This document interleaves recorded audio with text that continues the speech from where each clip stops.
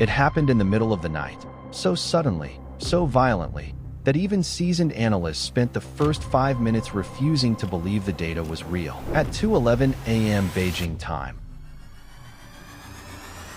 satellites watching the Taiwan Strait detected an explosive burst of infrared signatures climbing into the sky. 1, 2, 6, then dozens. By the time the Pentagon confirmed what they were seeing, the number had already reached 72. 72 missiles, launched simultaneously, all aimed at a single target, a U.S. Navy aircraft carrier strike group operating east of Taiwan. The launch sites lit up across the Chinese coastline, Fujian, Guangdong, and from hidden tunnels carved into the mountains. DF-21D carrier killers, DF-17 hypersonic gliders, cruise missiles hugging the sea, and ballistic missiles screaming through the upper atmosphere. It was the nightmare scenario the Pentagon hoped would never happen, and it was already in motion. Aboard the USS Constellation, alarms blared across every deck. Sailors sprinted to battle stations. The Combat Information Center erupted in controlled chaos. Officers shouted coordinates, calculations, intercept paths, screens filled with red threat indicators. Radar operators watched in disbelief as missile icons multiplied across consoles like a swarm of hornets converging on the strike group. 72 inbound,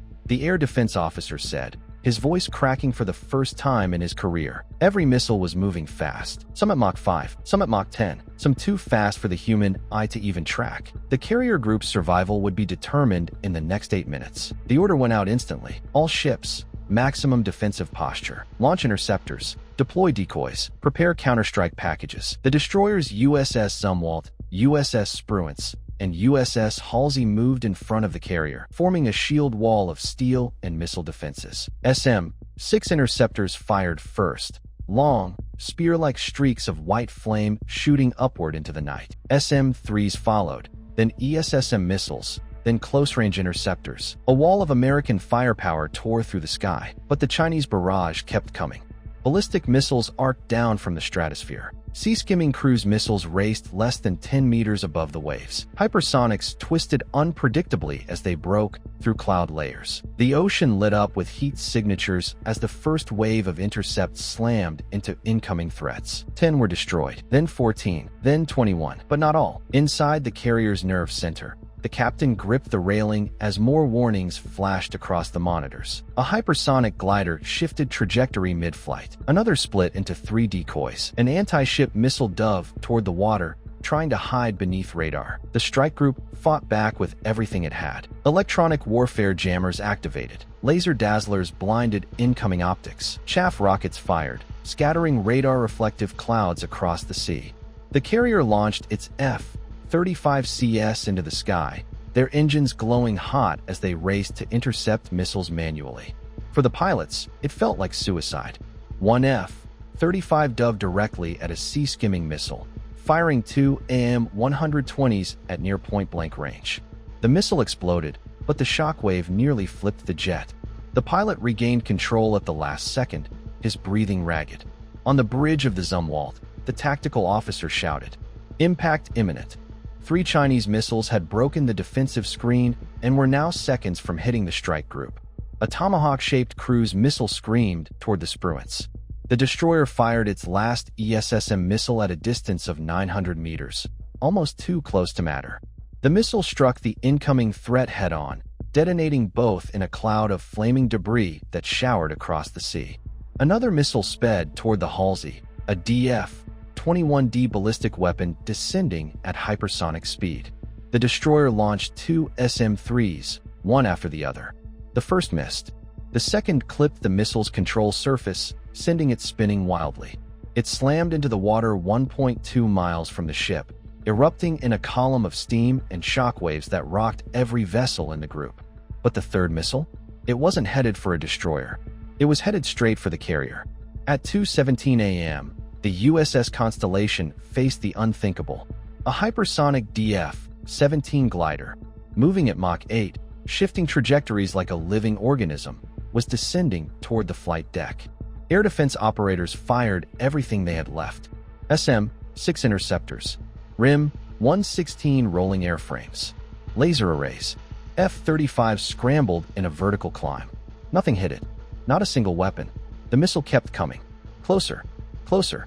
Then, when all hope seemed lost, something extraordinary happened. The U.S. counterstrike began. Dozens of miles from the carrier, an American submarine, the USS Indiana, rose silently from the depths and fired a full salvo of 14 Tomahawk Block V cruise missiles, each one armed with advanced AI guidance systems and electronic warfare packages. But they weren't aimed at China. They were aimed at the incoming hypersonic missile. The world didn't know this capability existed. Very few, even inside the Pentagon, knew. But it was real. The Tomahawks raced into the flight path of the DF-17 glider. They didn't try to hit it directly. Instead, they detonated in a pattern that created a wall of plasma and electromagnetic disruption, a synthetic atmospheric barrier. The DF-17's sensors flickered. Its flight algorithm glitched. Its trajectory bent just a few degrees off course, but enough. The hypersonic missile missed the carrier by 200 feet and slammed into the sea, detonating in a plume so violent it felt like the ocean jumped. The carrier was saved. Barely. But the U.S. wasn't finished. For 7 minutes, the Chinese barrage had threatened to sink one of America's most advanced warships. Now it was America's turn. Within seconds of the last impact, U.S. commanders executed Strike Package Omega, a counterstrike plan so classified it had only been drilled twice in history. The order was given. Launch everything. The USS Constellation sent 24 F-35CS screaming off its deck in rapid succession. The destroyers launched their own barges, Tomahawks, SMSIXS configured for land strike, anti-radiation missiles aimed at Chinese radar stations. From the depths, 3 American submarines fired a combined salvo of 40 cruise missiles. And orbiting above, 2 secret U.S. space planes, the kind the Pentagon never admits exist, descended into strike position. China saw it coming too late. The first wave hit their radar stations. The second wave targeted missile launchers. The third wave slammed into underground silos. The fourth wave severed communications. And the final wave, a coordinated strike from submarines and F-35s, hit the coastal command bunkers responsible for the missile launches. The Chinese military scrambled jets, activated anti-air batteries, and deployed naval patrols. But the speed, scale, and precision of the U.S. counterstrike overwhelmed everything.